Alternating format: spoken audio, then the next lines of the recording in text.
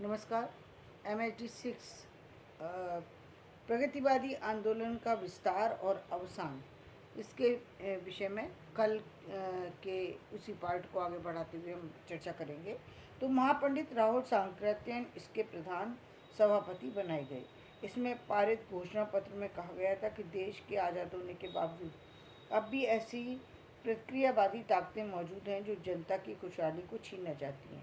उस समय बनी नेहरू सरकार को राष्ट्रीय सरकार कहकर स्वागत किया गया, लेकिन इसके बावजूद रिलायंस इप्टा तथा इनसे जुड़े लेखकों, कलाकारों और पत्र पत्रिकाओं को सरकारी दमन का सामना करना पड़ा।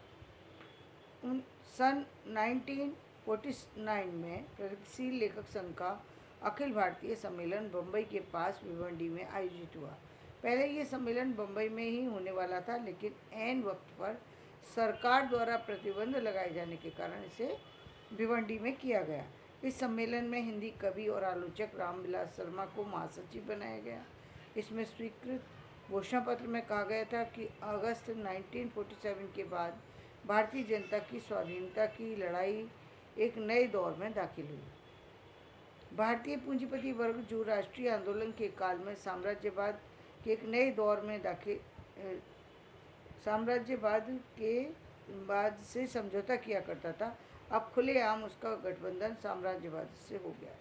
यानी अब क्या था, जो एक भारतीय पूंजीपति वर्ग जो राष्ट्रीय आंदोलन में जो है वो तरह तरह से बढ़ चढ़ करके हिस्सा लेता था और साम्राज्यवाद से समझौता किया करता था, अब खुलेआम उसका गठबंधन साम्राज्यवाद से हो गया।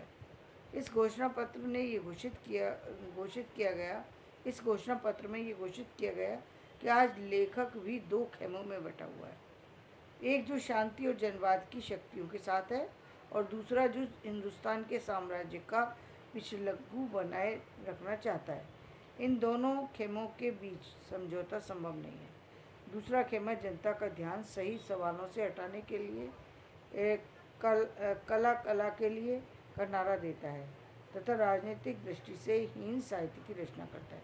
मतलब वो इस बात को कहना चाहता है कि कला तो सिर्फ कला के लिए, इसमें कोई फर्क नहीं पड़ता कि क्या आप लिख रहे हैं क्या नहीं लिख रहे हैं, इसका कोई विशेष महत्व नहीं रखता।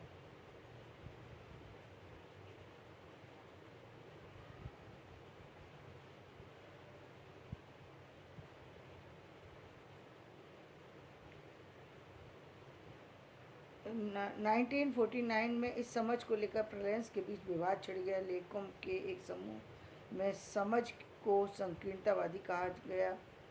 दूसरी ओर साहित्य के मतलब इस समझ को जो कला के लिए वाली बात कही थी, इस समझ को जो है संकीर्णतावादी कहा गया।